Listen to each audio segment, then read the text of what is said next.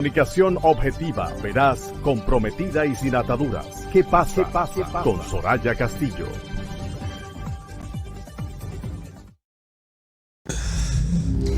Señores, son las 5:24 de la tarde. Gracias por continuar en sintonía con nosotros. ¿Qué pasa? Desde La Roca 91.7 en este martes. Ni te cases, ni te embarques, ni de qué pasa te apartes. Yo vengo de una actividad, valga la aclaración, de Revolución Rosa. Eso todavía no se ha dado a conocer, eso todavía no se ha destapado como debe ser, pero Revolución Rosa viene ahí formándose y traerá muchas iniciativas y mucho trabajo, nada que ver con lo que tal vez muchos crean de ese feminismo, nada que ver, mucho trabajo para que la mujer nos sigamos destacando, sigamos ocupando los espacios, no como cuota, que yo siempre he dicho que no hay una cosa que me dé más pique a mí que la cuota de la mujer, sino los espacios que cada quien vaya ganándose, vaya mereciendo, porque las mujeres nos vamos preparando, nos seguimos destacando, igual más que el hombre. No es una lucha contra el hombre, no es un competir, es simplemente ocupar nuestros espacios. Y más que merecer, ganarlo, porque ganarlo con trabajo, porque muchas veces entendemos que por ser mujeres merecemos tal cosa, y como que al hombre se le activa ese chip que tienen ellos, de ser así tan machos, ¿verdad?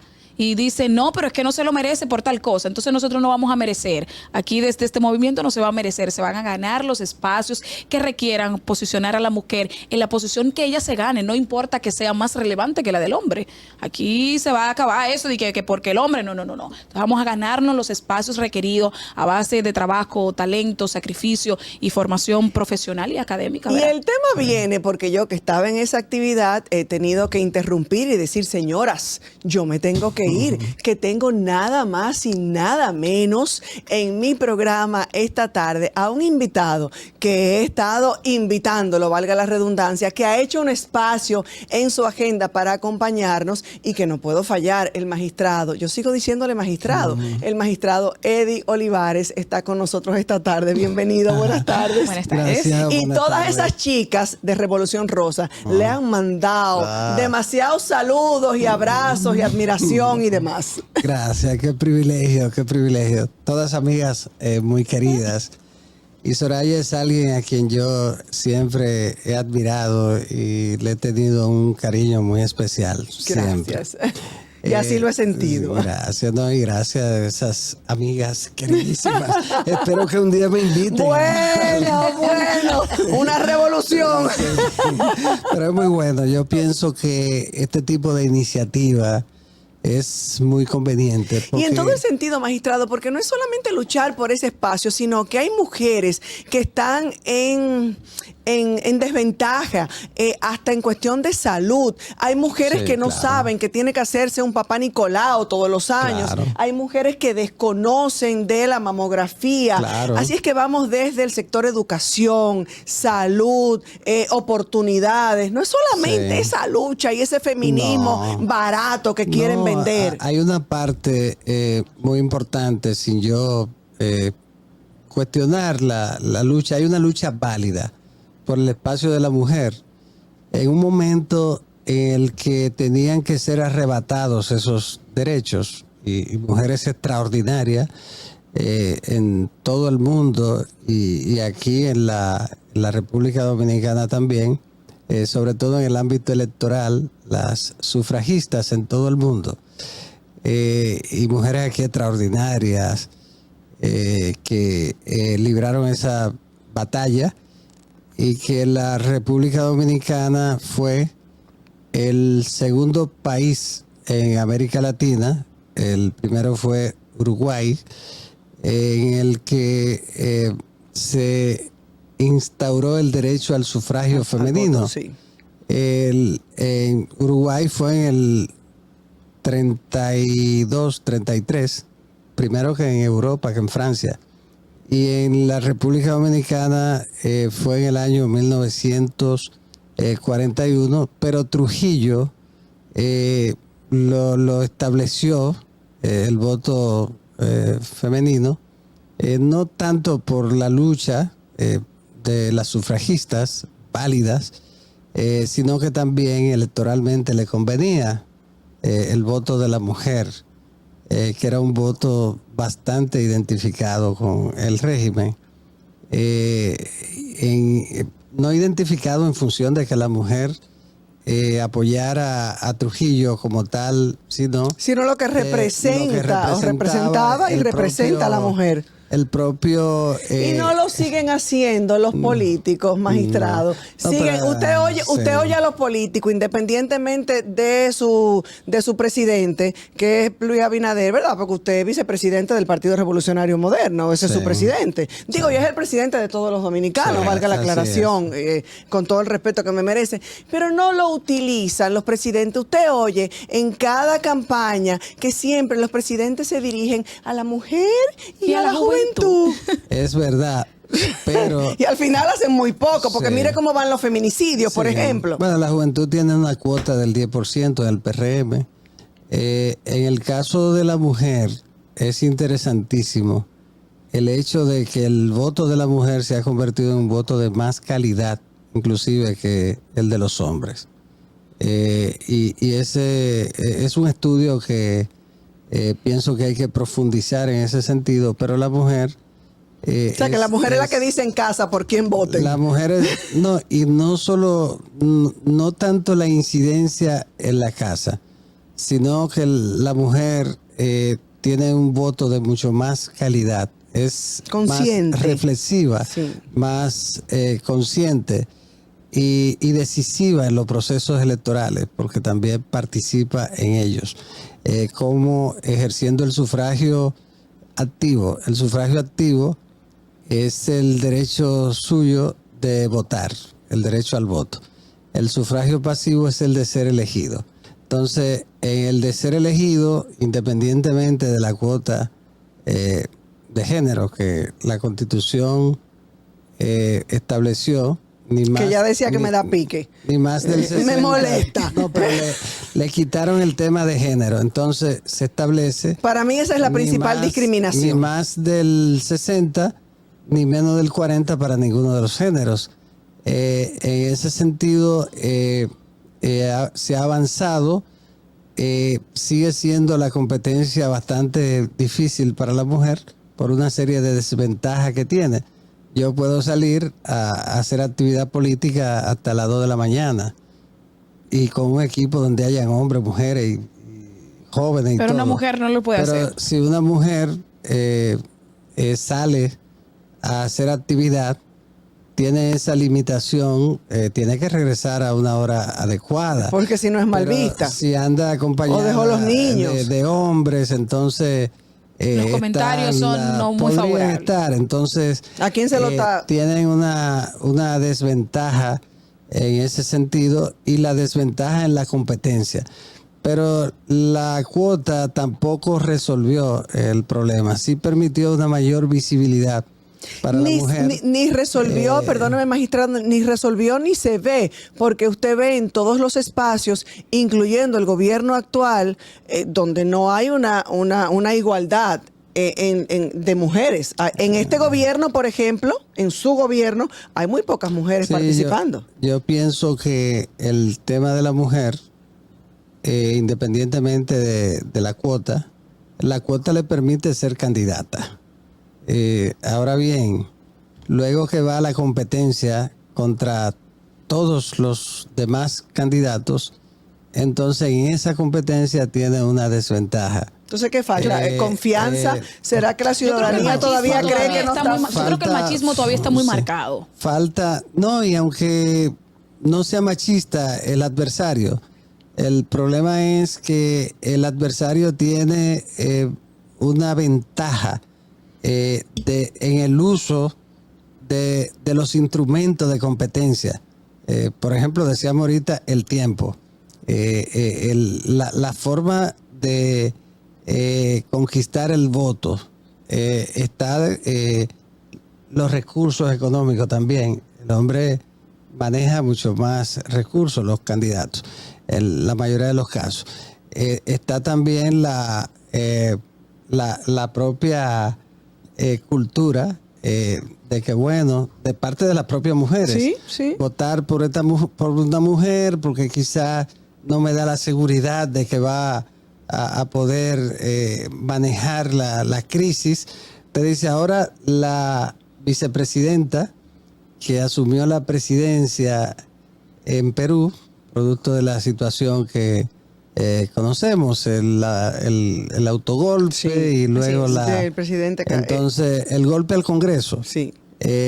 Bueno, ella, cualquiera te dice, bueno, es que enfrentar esa situación es muy difícil que ella pueda, porque es una mujer. Si fuera un hombre, dijeran, bueno, no sería un tema.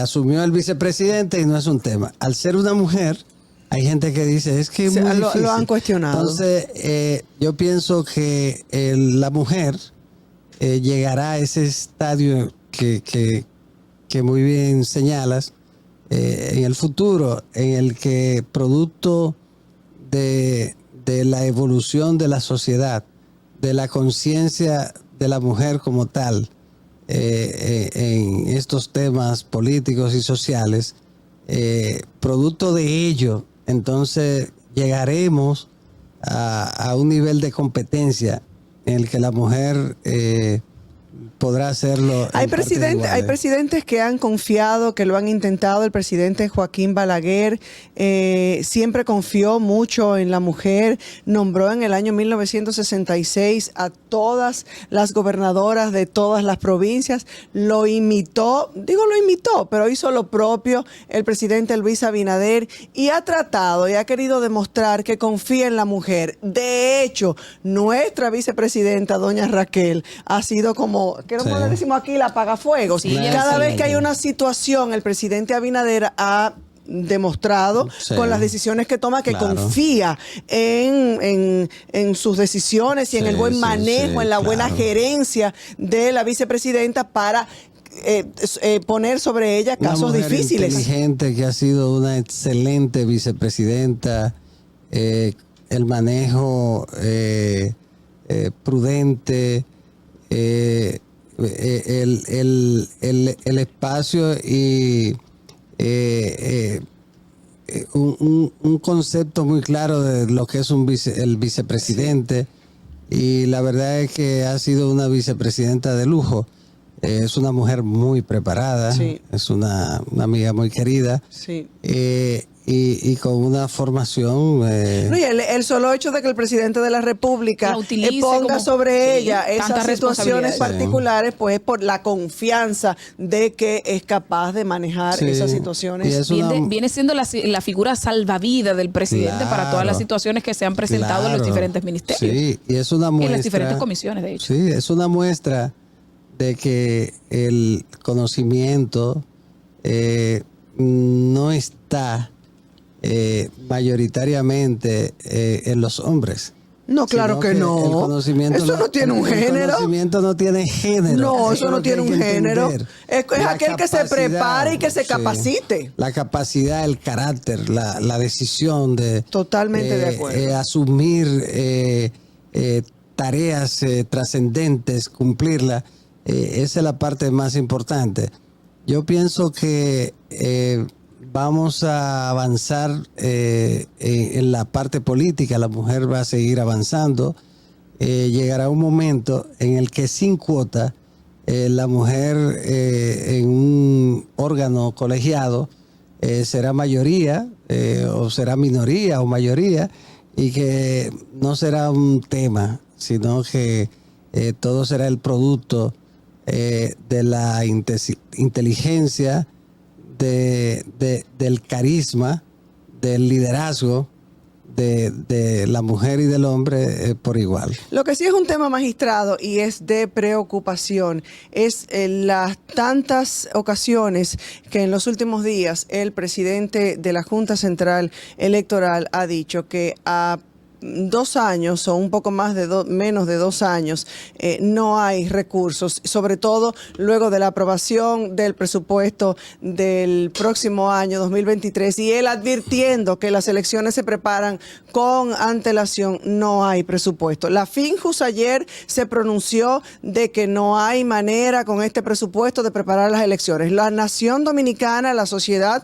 lo que exige y lo que requiere es de unas elecciones diáfanas, transparentes, bien organizadas, que nos den la tranquilidad. Entonces, si desde ahora el presidente de la Junta Central Electoral está diciendo, ¿qué pasó? ¿Por qué en el presupuesto no se le otorgó a la Junta los fondos que requieren, que exigen, que necesitan para organizar? ¿Cómo nos sentimos los ciudadanos ante lo que el presidente de la Junta, usted que fue miembro, magistrado, miembro de la Junta Central Electoral, y sabemos lo que requiere y lo que significa la Junta Central Electoral para la garantía de la continuidad de la democracia, de unas elecciones bien hechas, bien preparadas, transparentes, diáfanas, etcétera? Y entonces, ¿cómo queda la ciudadanía frente a lo que dice el presidente de la Junta Central Electoral? Yo pienso que se ha generado una alarma innecesaria. Pero lo hizo el propio presidente. Bueno, pero es una alarma innecesaria, porque en cada proceso electoral, producto de la situación propia de las necesidades de la nación, siempre hemos tenido esa situación. Es una situación que ha ocurrido en cada proceso electoral, no es nuevo. Y mucho de lo que yo vi que reaccionaron sorprendidos y han hablado del peligro de las elecciones, que tú dices, ¿cómo es posible? Por ejemplo, el presidente Medina, él sabe muy bien cómo funciona eso. ¿Cómo es posible que hable como si él nunca hubiese sido presidente o como si vino de otra galaxia y se sorprende con algo así, como que vivió toda su vida, fue en Suiza?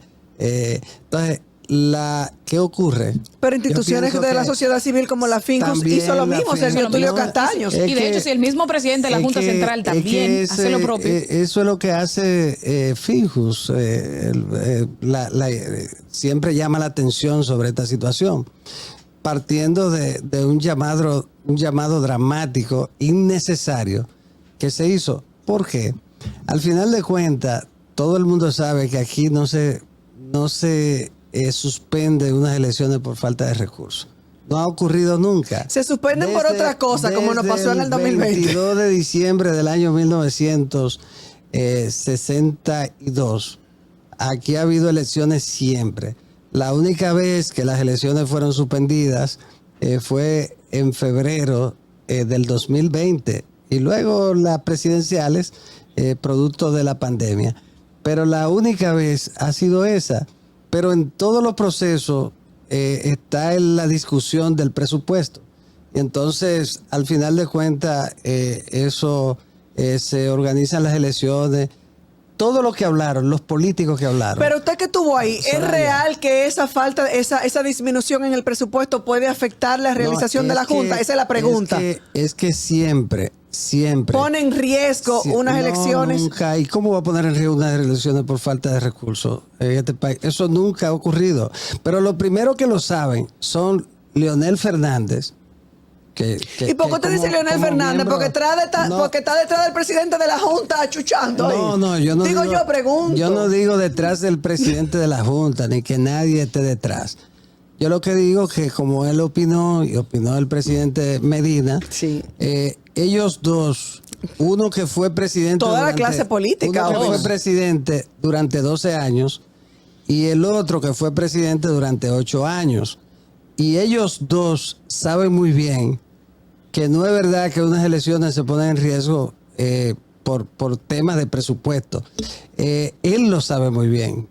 Nosotros llegamos a ir a reunirnos con el presidente Fernández a Palacio en gestión de los presupuestos, en cada proceso, en cada elecciones. Entonces, y con el presidente Medina, siempre. Eso, de modo que eso es natural. Yo pienso que ha sido una alarma innecesaria. Creo que lo más importante era conversar con el presidente. El presidente le buscará una solución.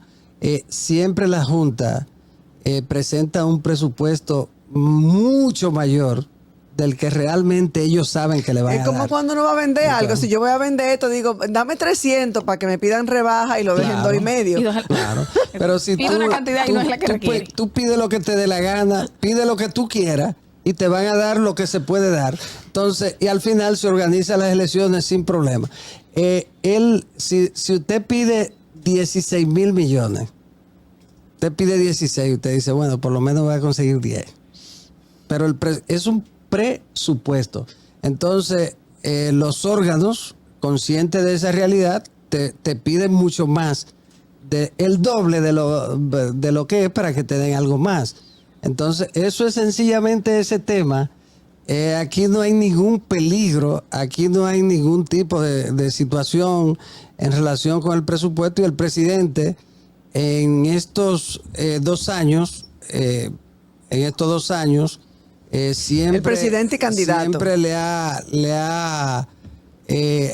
el Congreso Nacional, que finalmente es el que vota el presupuesto, para el Ejecutivo todo el mundo sabe que es el que prepara el presupuesto, porque él es el administrador de la cosa pública. Correcto. Y entonces el Congreso lo aprueba, el Poder Legislativo.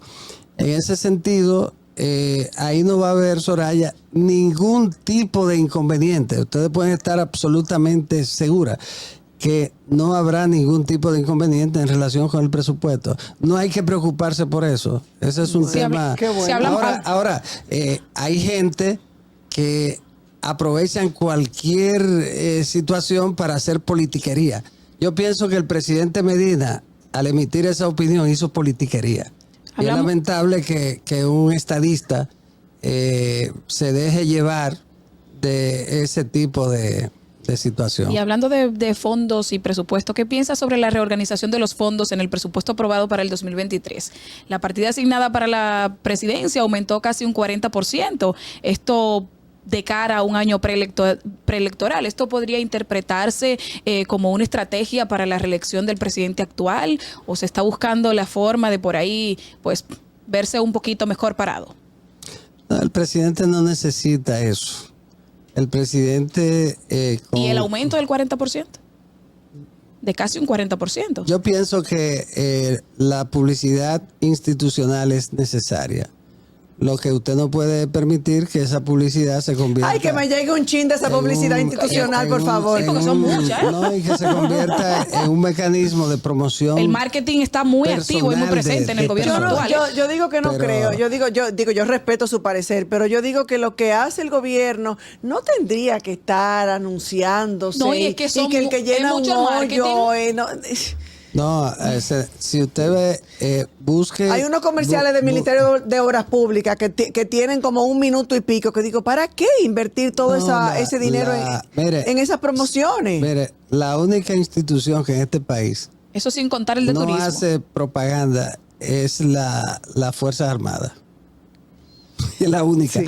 Busque a ver si va a encontrar una de las Fuerzas Armadas. No la va a encontrar.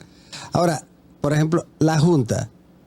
La Junta... Busque el presupuesto para que usted vea la cantidad asignada para publicidad. Pero eso es diferente porque hay educación, hay que educar a la ciudadanía de qué puede hacer, cómo hacerlo. Pero, por ejemplo, las instituciones que trabajan con el agua deben orientar también a la gente.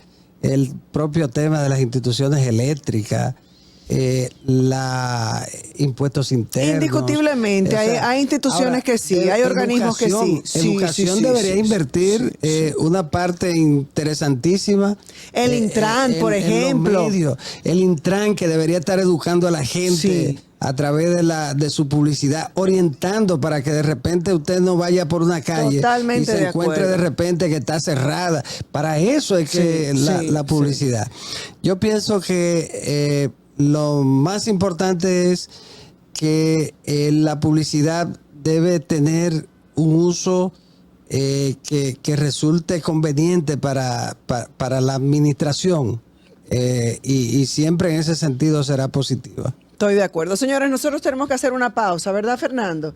Y en pocos segundos o minutos regresamos con ustedes. Seguimos conversando con el magistrado Eddie Olivares.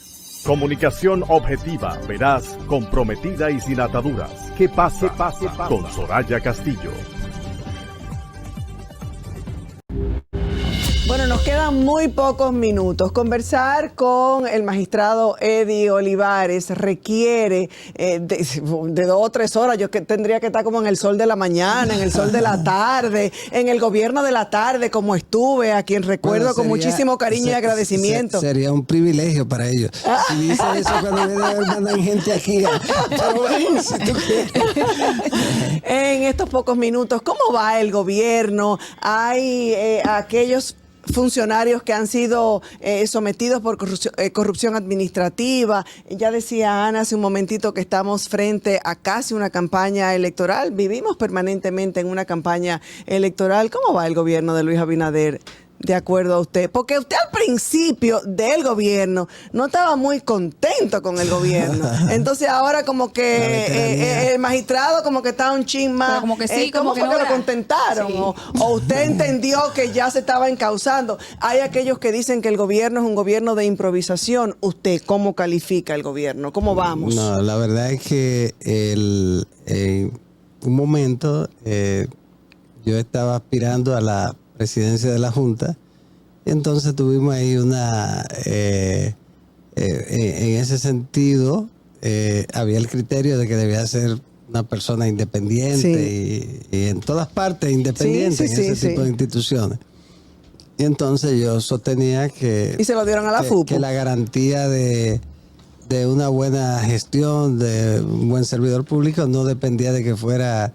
Estoy de acuerdo, totalmente. De esos que no toman partido. Sobre todo aquellos que tienen calidad moral y ética. Entonces teníamos el apoyo. Como usted. Gracias, muchas gracias. Teníamos el apoyo de casi todo el mundo, incluyendo todos los partidos, todo el mundo. Entonces mantuve la posición de que, habiendo sido yo político desde niño, aceptar eso era... admitir que me he dedicado a una actividad indigna de las personas serias y nobles. Entonces yo no podía aceptar eso. Y entonces tuvimos esa situación que todo el mundo sabe cómo concluyó.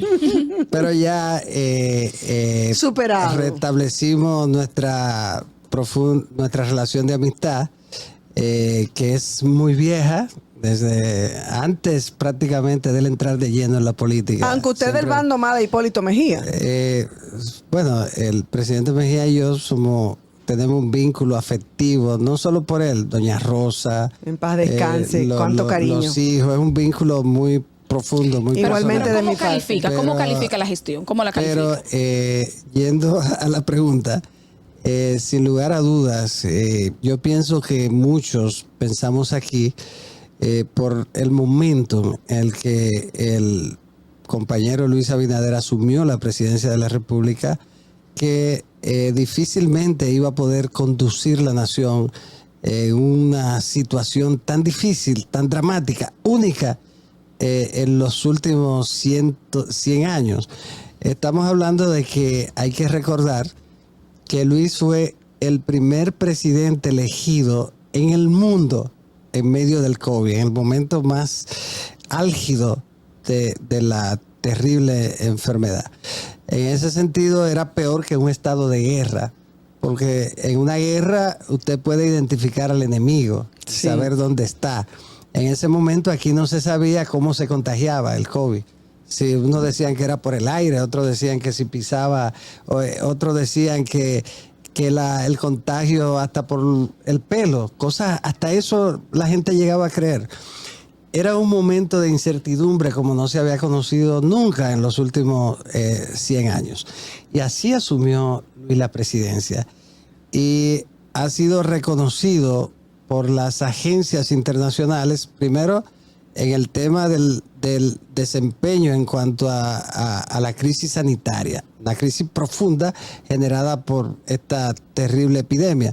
Entonces, fue valorado como el mejor la mejor gestión de la crisis sanitaria en América Latina, reconocido por la Organización Mundial de la Salud, la Panamericana de la Salud, las agencias que manejan temas de salud sanitario.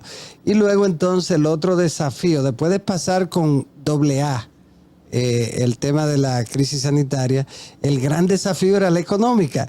Y habían gente como algunos de la oposición que apostaban al fracaso en la economía. Decían, no es posible que él pueda manejar esta situación de la economía. Y entonces, de repente, la recuperación dominicana había sorprendido al mundo. Sí, no solo en el turismo, sino en todos los renglones de la economía. Es la única nación que crecía de una manera significativa en medio de la pandemia. Esa recuperación de la zona franca que Leonel Fernández había descartado 10 años atrás, había dicho que ya no tenía futuro. El propio Danilo Medina, como miembro del PLD, igual que Leonel Fernández, también lo creía. Se recuperó como no ocurrió en ningún otro lugar del mundo. Y luego entonces viene la guerra y dicen, bueno, ahora sí se va a caer esta persona que sin experiencia de Estado ha conducido el país de esa manera. Y entonces asume la crisis y también tiene un desempeño sobresaliente. Dijeron, aquí los precios van a subir a las nubes y no van a poder bajarlo. Pero han subido, pues, magistrado, porque la canasta básica... Pero lo ha mantenido controlable, por debajo de un 8%, se reduce, y en ese sentido el desempeño del compañero Luis ha sido el mejor desempeño en la región. O sea que tenemos 4 años más. ¿Usted cree que es la mejor publicidad? Sí, es una definitivamente. publicidad que el trabajo que cada quien hace independientemente de lo que se trate. A nivel de endeudamiento, con los préstamos adquiridos. Fíjense lo que pasa con los estudios de opinión sobre la situación. Los estudios de opinión los mantienen en un 70. El último, por ejemplo, RD elige, que es del grupo RCC Media, sí, que no tiene nada que ver con nosotros, ni cerca, y ahí le da un 73 como valoración al gobierno, pero le da un 53 como potencial candidato a la presidencia de la República. Un 53 de intención de votos en este momento. El Partido Revolucionario, por supuesto que las encuestas de nosotros dan 2 puntos más, 3 puntos más. El partido, y ahí le doy esta respuesta a propósito de eso que señala, el partido que es fundamental en la República Dominicana para ganar elecciones, si usted no tiene una estructura en todo el territorio nacional, con representantes en cada demarcación.